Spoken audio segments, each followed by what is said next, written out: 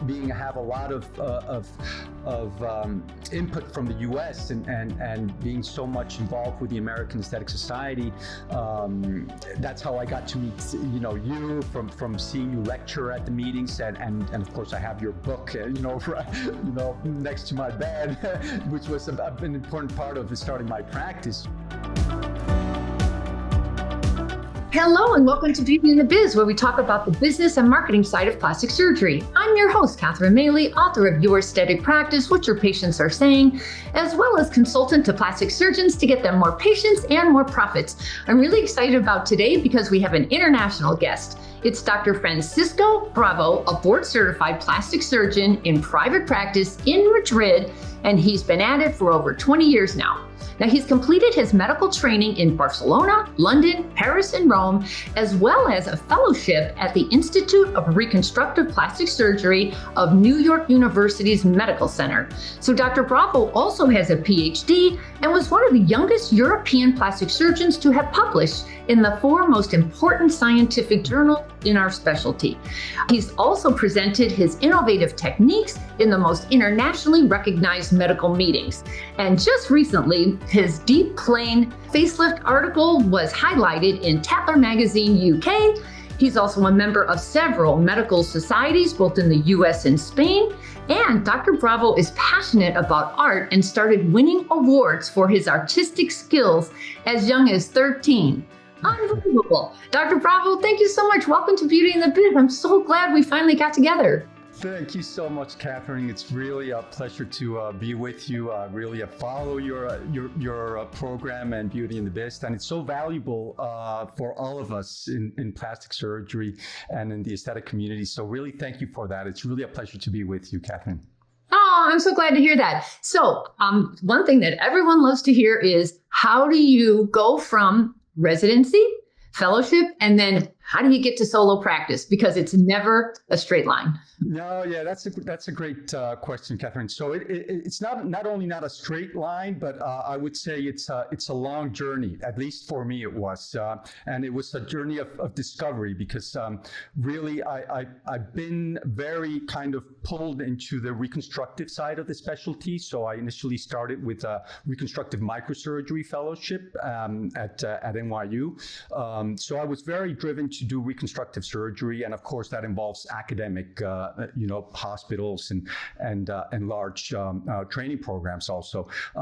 So after I finished my fellowship, I came back to Europe, and I started working in the Netherlands. I initially was hired as a faculty member of the Erasmus University in Rotterdam, where they had a big microsurgery department.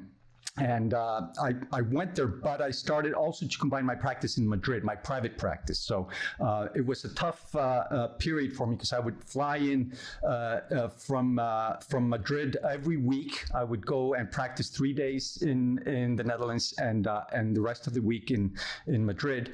Try to start my private practice there, and then finally I decided to stay in Madrid. And once my 3rd child was born, and my wife was like, "No, you can't do this." So of course, she's always right. She's always been right in her advice.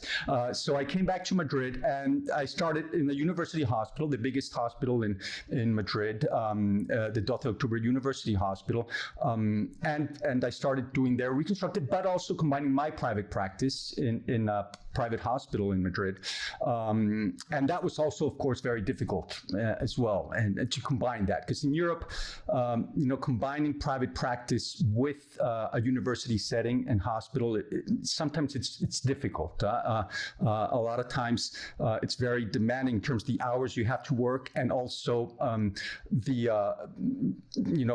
income that you receive from the public sector. It's government based, and you need to do a lot of of private practice as well to sort of overcome and have a better kind of practice and grow your private practice. So after doing that for over 10 years, my fourth child was born, and then my wife said, you have to decide. It's either the public hospital and university, or it's your private practice or your family. You have to choose two, but you got to drop one. So at the end, I took a leave of absence from my university position, which I really enjoyed, but again, I had to make that choice, and I went full private practice, Catherine. That was about 13 years ago. Full private Good practice. For you. Out of curiosity, how many kids did you end up having? No, so I stopped there at 4. Yeah, Okay. Definitely stopped at Oh my 4. God, Yeah. I didn't realize you had. I knew you had kids. I didn't know you had. Yeah. It's right. Okay. No. All right. So were there any regrets? I know there were fears, but were there any regrets when you burnt the boat and just went private? Well, that's a good point. The biggest fear that I always had is sort of losing my academic kind of calling. I think that when you're a doctor and you've received training, you sort of have to owe it back to your specialty or your vocation to sort of give back, and you do that oftentimes being in a teaching environment with young trainees and teaching them, right? And that's what I think you miss the most in a solo practice setting, right? And fortunately for me, that fear, with the other fear being not being able to be busy enough, because of course you're devoting half of your time in the government or in the academic setting in the university, and half of the time in your private practice, and you say, okay, now I'm going to have half of my time without doing anything. And of course, that happens very fast. You don't have any more time afterwards, just devoting yourself full time to your private practice. But the other part about not being involved with teaching, fortunately, I've been able to keep it with attending meetings and being very much involved with societies, with the American Society, with the Spanish Society, receiving visitors, publishing, being involved with journals. So I think that you can function as an academic aesthetic plastic surgeon outside of, I think, of a university setting, if you're sort of committed to being involved with the journals, with your societies, and with meetings. So currently where you're at, the stage you're at now, are you all aesthetic or are you still doing some recon? I'm still doing some recon, but I would say 95% is aesthetic. I enjoy doing reconstructive surgery and doing, mostly I do facial reconstruction from like Mohs surgery or breast reconstruction. I've done a lot as well, but mainly is aesthetic surgery now. Yeah. Gotcha. I looked at your website and your office looks absolutely gorgeous. It's so European. It's all white. Everything's white. I do not good in white. Yeah. But tell me, describe your practice. It looks like it's also in an apartment building kind of thing. Yeah. So that's my private practice. Yeah. It's, that's a good point, Catherine. And maybe regarding something that you talk a lot about, and it's very relevant, which is, building a brand or having a brand in your practice. I've thought a lot about that, and what I want to transmit, because brand is about perception, right? It's about how they perceive you and what they think when they think of you.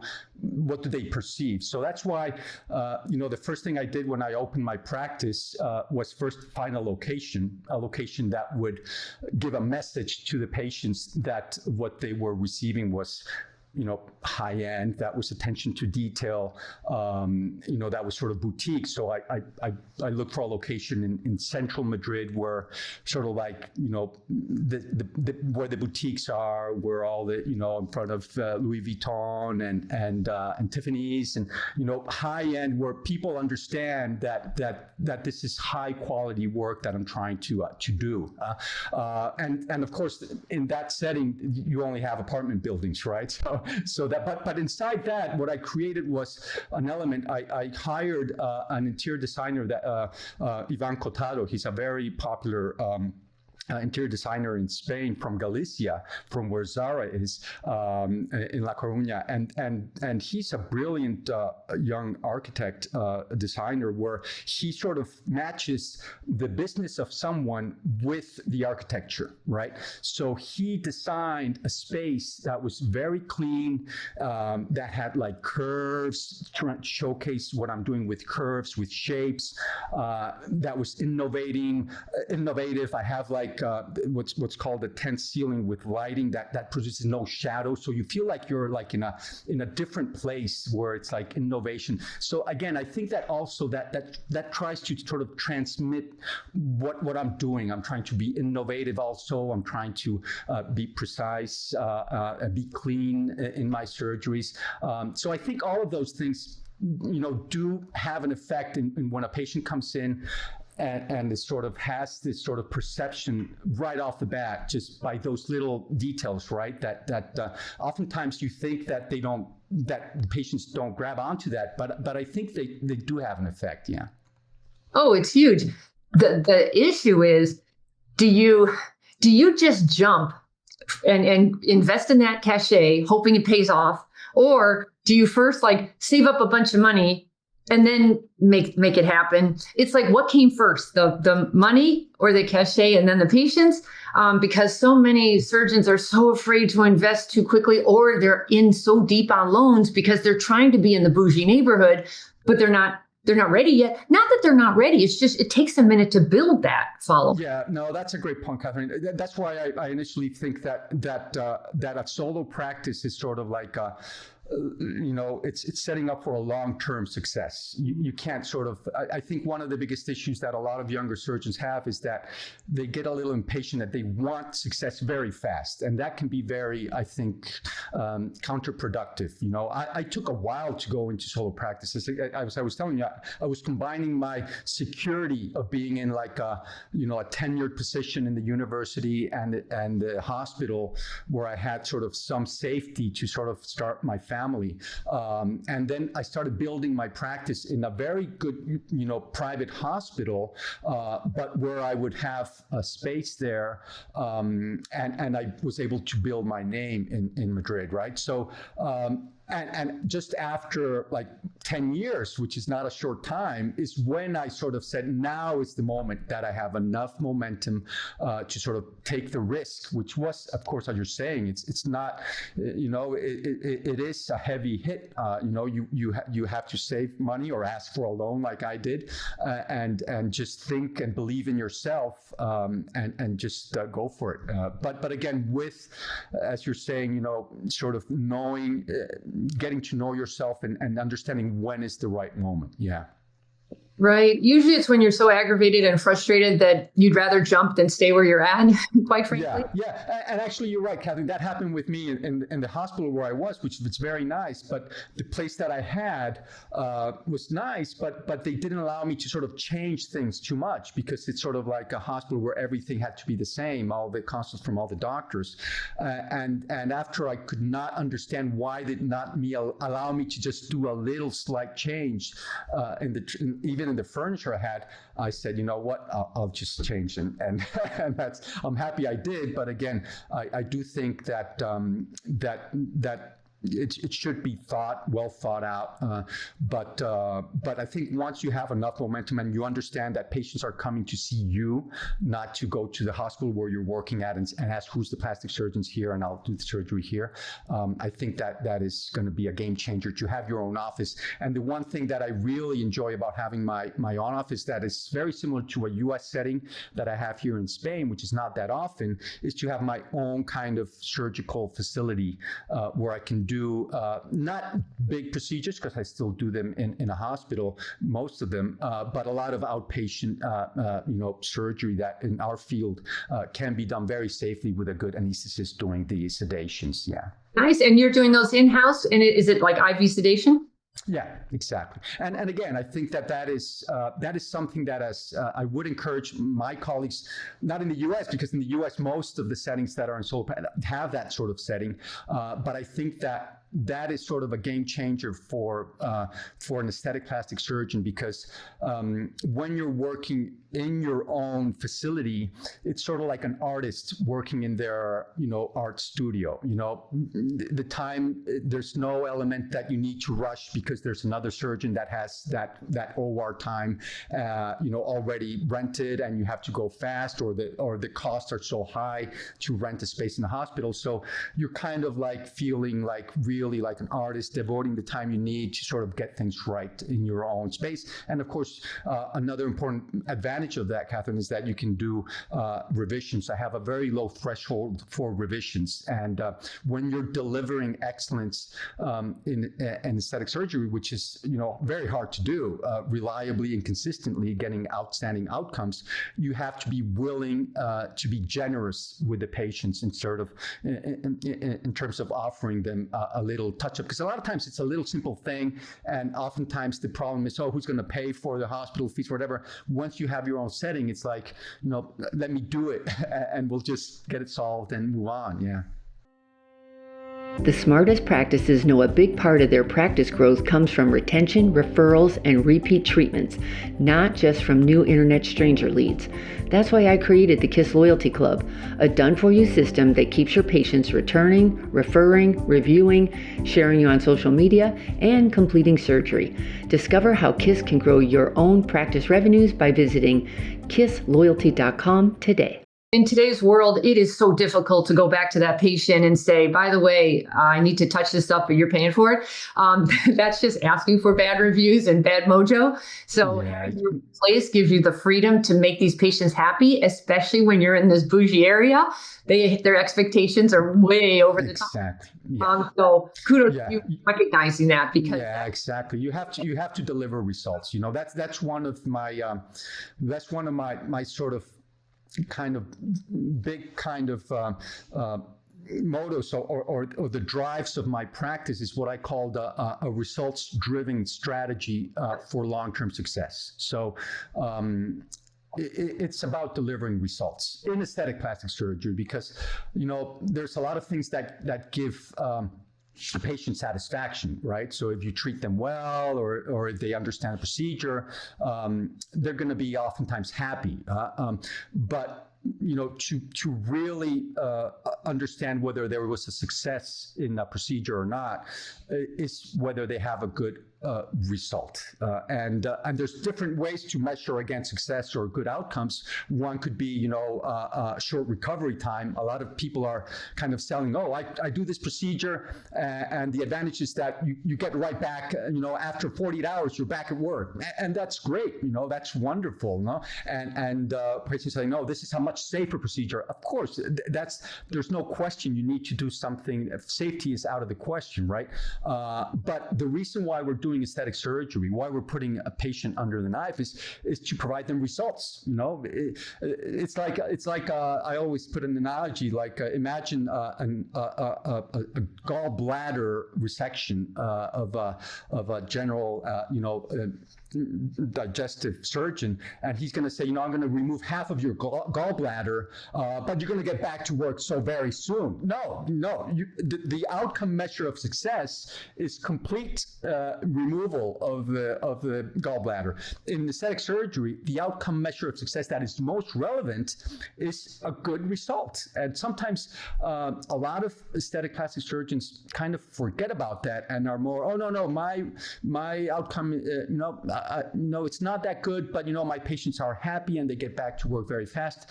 We need to go back to achieving outstanding results for our patients, and that's not easy to do. Going back to your question about when to jump into solo practice, you need to do techniques, and that's why I spent a lot of time in reconstructive surgery. I really think that being a good reconstructive surgeon and having the knowledge of managing very difficult cases around the face and neck with injuries, with microsurgery, trauma in the head and neck, microsurgery, that gives you sort of the knowledge of the anatomy, the feeling confident around that area to be able to provide results that are not just pulling a little bit and doing many things that oftentimes don't give long-term consistent outcomes, right?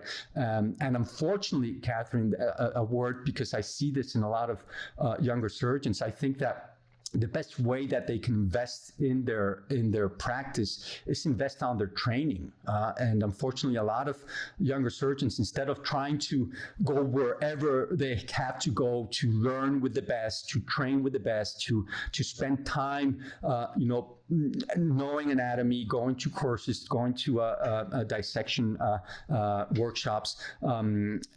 Sometimes they're more worried about how many followers they have in social media instead of worrying about achieving good results, right?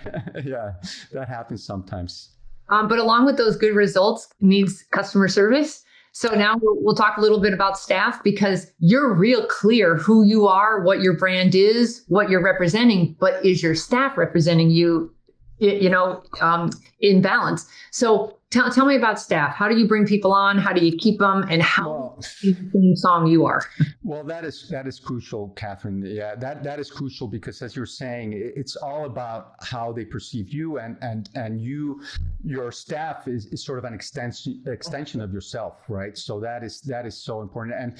And again, it takes, again, we're not going to sort of discover something new here, because a lot of times it's luck and it's trial and error. You can't sort of, I don't think there's an easy way of saying, okay, I found this person in LinkedIn or with an ad or something, and it worked.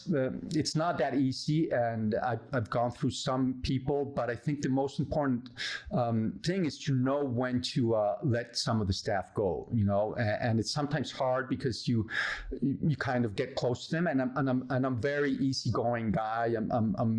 I don't like conflict. I like everything just calm and without any issues, and that can be a problem because oftentimes you see that patients might tell you what happened here, or they might complain of a comment that some of your staff has made, and that is a huge problem. So you have to sort of be able to tackle the problem, sit down, and and solve it soon. And that goes also with a big issue with going back to having your own space. That's a big issue that I've experienced with renting a room in a hospital where they have shifts and different staff coming and going. And sometimes those, especially in hospitals, that happens a lot in Europe, where they're not kind of, plastic surgery focused. Sometimes they'll have, patients that have cancer or a trauma, and the cosmetic surgery patients are kind of frowned upon if they complain about pain, because, the staff is like, why are you complaining? I have a patient that's, that has a serious, health condition, and that is devastating for your patients, because again, they are really sometimes uncomfortable, and it's a very emotional moment for them. So you really need, in that perioperative moment, is to have very good staff. So one thing I can share with you, Catherine, which I've been very fortunate to have, is to have my wife, who is a doctor, be the one involved in my practice, initially as the office manager, which she also is now, but especially as the immediate post-op doctor, physician that takes care and is involved with the patient care immediately. And of course, she's on board with me all the way. And of course, I think that really helps a lot to have someone that you really, really can trust with that important part of your practice, which is, that initial patient care where your patients are so vulnerable and they really need a lot of attention. Well, kudos to her. And she's the mother of 4 children, and she's your wife, and she's the office manager, and she's the assistant. And yeah, I'm very fortunate. That is something that I can tell you now that I'm really take care fortunate of her and appreciate her. For sure. Definitely, Catherine, that's very important. Holy cow. Regarding, I don't know Madrid well enough, actually, and I really appreciate you inviting me there. We were talking about when I was there, and I was invited to speak. We think it was 10 years ago. Exactly. Yeah. Wow. And Madrid was so incredible. It's just so old and European and so cool. And I just love the neighborhood you ended up in. But it was just such a great experience to see how things happen in Madrid. But I have to tell you, I can't tell how popular it is because I didn't see anybody like overfilled, like filler. So it was also 10 years ago. But what's the environment like now? Are you just a surgical practice? Do you also add non-surgical to like cross promote things or nurture that patient until they're ready for surgery? Where are you at with that? Well, that's a great question, Catherine. So the thing is, European practice is a bit different than U.S. practice, as you noticed when you were here in Madrid. Patients, or at least the type of patients that I have, are very, very discreet and are very reluctant to share that they've had any surgery. I think that what I've noticed in the U.S. And some places in Latin America is that patients are really, it's something that they want to share openly, and there's no problem with that. So that certainly poses some difficulties here in Spain in terms of getting like reviews or having patients share their pictures, and I don't like forcing them. So that's why it's a different setting here in Europe. So you have to work more on your word of mouth. It's a lot of word of mouth. You have to go, that sort of builds more slowly, but it works very efficiently because once that you always say that even with internal marketing, patients that already know you and are happy with you are the ones that you have to sort of target, right, and make sure that they recommend you. But what is true that nowadays I do have a lot of international patients as well, and that believe it or not is I think just from social media. I'm not very active, unfortunately, in social media. I think that it is important to be more active. Because it's true that it's incredible how patients do their homework internationally. They really look you up. I've had patients fly in from Australia and saying that they read my papers, and I'm like, "Are you a doctor?" No, and I'm like, "How did you read my publications, scientific?" So it's really something that we have to attend to. That really patients all around. It's an open global market now, and patients don't mind taking a flight and going anywhere in the world if they know that they're going to get the result that they're looking for. Yeah. Isn't that insane? I'll even see that here a lot. A patient in California will fly all the way to New York for like a minimally invasive treatment. And I think, do they not know how many surgeons are here in California? It just says so much about we want authenticity. And if we feel like we know you better, we'll travel across country to find you. That's insane how much that has changed. No, that's true. And that's why you're right that you have to sort of have some non-surgical. So I do have my wife who's a family doctor, but she's been involved for a long time in non-surgical. So she has all the fillers and and injectables in the practice and oversees that. Okay. Yeah, everything. But I like what you said also, Catherine, about authenticity, because I think that is something that is key. And that goes back to what I was saying before about searching for, because authenticity is not really, people think, oh, it's being yourself. No, it's more about being true to your purpose, right? It's being true to your purpose. And that's why I think that I see my purpose as an aesthetic plastic surgeon that has a two-sided kind of objective in what I do. So of course, one would be what we all think of what we're doing as physicians, which is providing psychophysical health, improving our patients self-confidence through what we're doing in aesthetic surgery, and of course that is something we should do as doctors, as physicians. That's what our field is about. But I have this sort of other kind of viewpoint of my purpose, which is what I called a creative, artistic plastic surgeon. And that is to create beauty. So I see myself more as an artist, and the more I practice, and I'm enjoying my specialty, I think of myself as a creator of beauty, and that's why.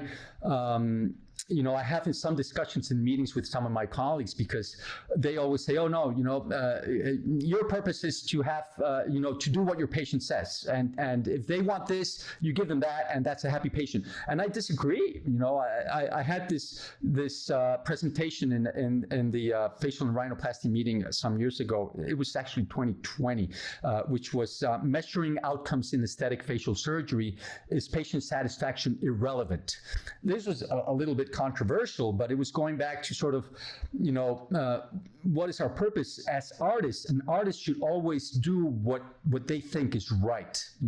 They're not going to do a painting saying, "Oh, I want this." A true artist, they will rather be broke than to sort of do something that they don't think is true beauty or art, right? So, I find myself a lot of times saying no to patients. And probably if you would ask me, what would be the biggest mistake I've done in the past during my practice, it would probably be saying yes to patients' demands, because again, I'm the easygoing guy. They would come to me after previous going to other surgeons and having issues, and I say I have pity of them, or they've and I'll say, okay, I'll try and do this for you, and then patients weren't happy either, right? So nowadays I find myself, if I'm more like an artist that shows my results to patients, and I have less discussion about whether they want this or that. It's like, I'm the professional. I have studied beauty a lot. I mean, I'm not only as an artist, but as a scientist. The science of beauty, the psychology of beauty, the perception studies, all of what makes individuals attractive and young. And I'm the professional. I should guide this in terms of what should be the best. And of course, I will accept, a patient wants a little bit more of this or that. Of course, you have to, tailor your surgeries to the patient's anatomy. But again, I think that we really have to understand that we have to really, once you've studied beauty and attractiveness, we need to sort of understand that what we're doing is creating beauty. And that is something that I think is the most valuable part of our profession as aesthetic practitioners. Yeah. Well, it's gotten so much more complicated because of social media. The patients are coming at you. When the public comes at you, I recommend you have your standards and your values and you stick to them, and you start saying no a lot more often, because they're not going to be happy and you're not going to be happy. You can't make everyone happy. So I highly recommend stick to your guns there. If it's something you wouldn't normally do, don't start doing it just because some public showed up and you're going to be their savior. No, exactly. It's not worth it anymore. It's just do you, Exactly. Yeah, no, completely agree. Can you just tell, I just love how the difference between how a surgeon would be a surgeon in Madrid, a plastic surgeon, versus a plastic surgeon in the U.S. You've spent a lot of time in the U.S. How do we do business differently here than you do over there? Well, honestly, I think, and knowing both sides, you guys over there are much more professional, business oriented. I think you understand the business side so much better, and although me have a lot of input from the U.S. and being so much involved with the American Aesthetic Society, that's how I got to meet you from seeing you lecture at the meetings, and of course I have your book next to my bed, which was an important part of starting my practice. But here in Europe, they're much less business oriented, and I think that's a big flaw, because people have still this kind of stigma in Europe that a doctor should sort of be a white coat and should not promote themselves, because that's sort of being like a car salesman, not being authentic, not being honest. And And that's not true, because when you are doing something that is valuable to people, people should know about it. People should know about it, So marketing is about letting people know something good that you're doing, right? And I think that in the U.S., people understand this much better, and they know that they have to devote part of their income, a fee, whatever it is, like 10%, whatever it is just has to go into marketing, straight on to marketing, and to having good professionals like consultants like you, hiring people that help their practice and that understand the practice of an aesthetic, surgery or aesthetic medicine consult or clinic, and they act professionally. And in that regard, I think the U.S. or the Americans are much more professional about having an aesthetic practice. And I think that's changing in Europe, and I think that more and more many plastic surgeons are understanding the importance of being a more professional, kind of business oriented when you're going, because it's a little small business what we're doing at the end when you're in solo practice, and you have to understand the business side of it for sure. Or if you don't, which unfortunately I haven't been that much oriented into the business side, you need to have someone that understands that. So that's why. I tried to, when I was the past president of the Spanish Society, that's why, in our national meeting, we brought you. We wanted to sort of bring that sort of I wanted to bring that to my colleagues here, that they need to sort of professionalize their practices by bringing, you guys that have so much in terms of knowledge ahead of us here in Europe. That's a big difference, Catherine. We have the U.S. is uber competitive, and that forces everybody to play a bigger game and up-level their skills. So most surgeons had no clue how to do business and marketing. And then that's true. They learned it. And then it evolves, and they watch what others have done and what worked for them and didn't. And then they do their own thing. And but they invest in it for sure. But I think sheer competition helps that quickly. Yeah, I guess you're right. Yeah, that is true. That is very competitive. Let's talk about marketing for a second. The patient demand, another issue is the patient demand. We have a ton of patient demand here, just because the way we're set up in America, we're open to change. We love financing, we're not afraid of credit cards at all, like we should be, but we're not. And it's on every block. There's something going on, and social media has just exploded, and now you can look as good as you feel. But how does patient demand happen in Madrid? Because it really was subtle. I did not see one Botox sign or nothing. Yeah. Yeah, no, you're right. It is very subtle. People are very afraid to have any work done or have anyone notice that they have work done. Maybe in body surgery, it's a bit different because, Spain, we have, it's sort of like California. We have a very sunny areas of Spain. Most of Spain is very sunny. We have a lot of beaches, right, all around. Body work is big in Spain, breast and body contouring. Facial surgery, again, because of that, people are starting to embrace it and understand the importance of it.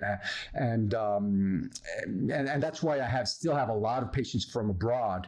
But I think that that's been involved. And one thing that has changed the landscape in Madrid, Catherine, is that we're having a lot of people coming from Latin America, where they are more open to surgery. They have a bigger culture historically of going through surgery, even at younger ages. So right now, Madrid, they call it the new Miami, because we're having a lot of people coming over from a lot of countries in Latin America, Venezuela, Colombia, Mexico.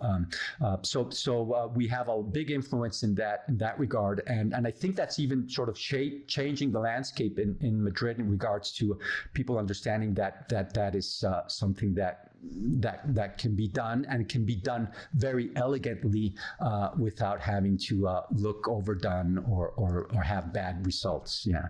So interesting. By the way, you actually are a board certified plastic surgeon. However, it looks like you're face only. Is that true? Well, no, I'm plastics, but I'm mostly now geared into facial surgery. Yeah, but I've done a lot of breast surgery in the past, and published on breast. Even done reconstructive microsurgery, but mostly now I'm facial oriented. Yeah.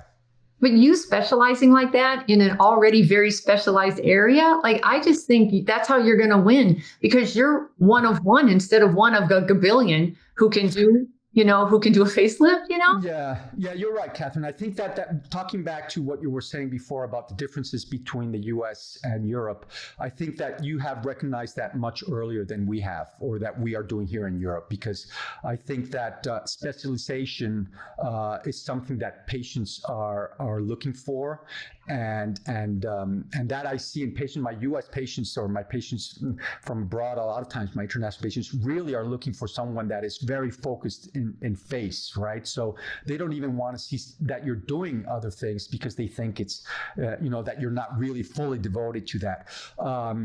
And I think that that's the landscape that we're living now. I think that you have to find your field, and I haven't wanted to do that for a while. Even I was hesitant to let go of my reconstructive kind of part because you enjoy doing that type of surgery, and I've done a lot of breast surgery, and I feel like an artist. An artist enjoys painting the figure or painting landscapes, and that variety kind of provides also value to what I'm doing. So a lot of my innovations in different fields of aesthetic surgery come from what I'm applying in a different setting, for example in the breast or in the nose, and maybe doing a sort of same kind of maneuver for an eyelid or a neck.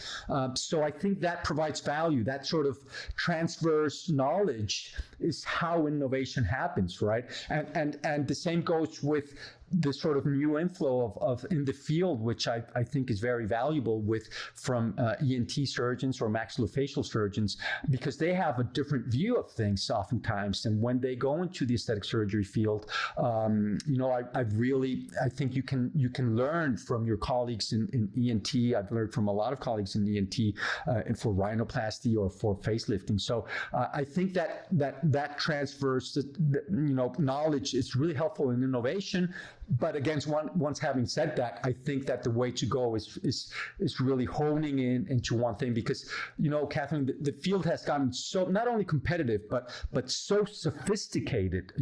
The surgical procedures we're doing are so complex now that it's really very difficult to be up to date in the latest techniques in all fields of plastic surgery. It is really difficult, and I know some colleagues that are doing that, and chapeau for them, and that takes a big effort to do. But I think the tendency is to go in earlier into one field and really become the best you can be in that specific field. Yeah. I agree, especially when it comes to face. Nobody wants to be the guinea pig. We want to go to that face guy who's done a ton of face. They focus on face. Completely agree. That needs a lot of knowledge to do that and experience. Let me ask you though, where are the patients coming from? You mentioned social media. That's working well. The reason when you specialize, one of the fears is you're going to limit your pool, and that's why you got to be on social media, because it completely expands your arena of prospective patients. Because Google's going to I was trying to find you and Google kept saying, you don't want to go that far, do you? Don't you want to, you want to stay local? You're local, yeah. Businesses. Like, yeah. I had to specifically say Madrid, Spain to get you, Yeah. So knowing that, you realize, whoa, social media is not just a fun thing to do on the weekends. You need to build that up, because that's how you're going to find some new patients. But do you have anything you're doing for the word of mouth referrals? Not really. I think that, as you're saying, I think, again, that might be also one of the mistakes I've done, because I've been kind of very, kind of calm going, word of mouth type of, European style, old style doctor, that has been hesitant to really incorporate more social media. But I think for a younger surgeon, a good advice would be to sort of work on it in a professional way, because a lot of younger surgeons are, again, as I was saying before, they're kind of losing the perspective of the long-term journey. And be patient. The patients will come in. If you have to say no, say no. And that patience that you can have, as we were talking before, you have it from having sort of like a cushion, which might be, doing reconstructive university-based hospital while you're starting out and building your name. But definitely, so that avoids kind of the stress about, going full solo right off the bat out of training with debt all over, and then having to be too active on social, where patients kind of sense that you're kind of making things up and they're not really, when they go see you in your practice, then it's not real. And I would sort of recommend also working on your results and a good before and after, pictures. Also good. Unfortunately, I'm seeing a lot of, even you would say, good professionals, they're not really taking serious the way they're taking their before and after pictures with standardized photography, standardized lighting, and a lot of patients are picking up on this. The no light with before with a position like that, and then the smiling post-op with that strong light in the post-op. Patients are catching on this sort of tricks, and that gives the sort of unauthentic and trying to trick patients, image of the surgeon. The minute they feel that disconnect, you've lost them and they disengage. We're going to wrap it up now. Just lastly, tell us something interesting we don't know about you. Well, something interesting might be that I almost didn't go into medicine at all. I wanted to be a doctor ever since I was 5 years old, and I really knew the calling, the vocation to be a doctor. I didn't know about plastic surgery until late in my medical training. Almost when I was finishing, I wanted to be a surgeon. I knew that because I was very good technically in sports. But when I was growing up, actually in the U.S., I grew up in Connecticut. And I was part of the golf team there in high school, and I was very much into golf. And I was like a scratch player when I was a teenager. And at 18, I told my father, I'm probably not going. I want to be a golfer. I had a friend that was also part of my community in golfing. They ended up in the European circuit in the Ryder Cup, and my father said, "No way! You're studying first. Once you study, then you decide if golf is for you." And I combined golf with university at a time. But yeah, I can say that I'm an avid golfer. I've been since I was a small little kid. I started with 6 years old, and that's one of the things. I also play the saxophone. I really enjoy music too. I like jazz, the tenor sax. So, but definitely, yeah, that's one anecdote I can tell you. I recommend everyone go to your Instagram because he has a killer golf swing. Oh, thank you, Kathy. That's so nice. It was really impressive, and I don't even know golf. That's so nice. We're going to wrap it up now, but your website, if anyone wants to go there, it's clinicagomezbravo.com. Exactly, yeah. clinicagomezbravo.com. Instagram is Dr. Gomez Exactly. One of those Spaniards who has many names. So we call exactly. Bravo, but on here we call him Gomez Bravo. Yeah. It has just been a pleasure to have you. I can't wait to see you again at the next conference. Everybody, that's going to wrap it up for us today. If you would so kindly give me a review at Beauty and the Biz so we can grow our audience.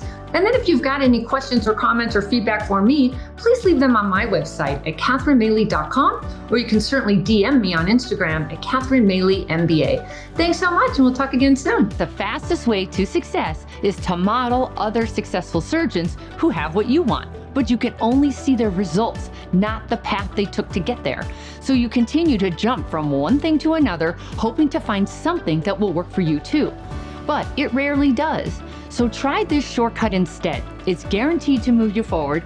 I compiled my intellectual property to grow cosmetic revenues, everything I've gleaned over the years, into one playbook of the most successful practices and what they do to win. Go to cosmeticpracticevault.com and let's grow your cosmetic revenues.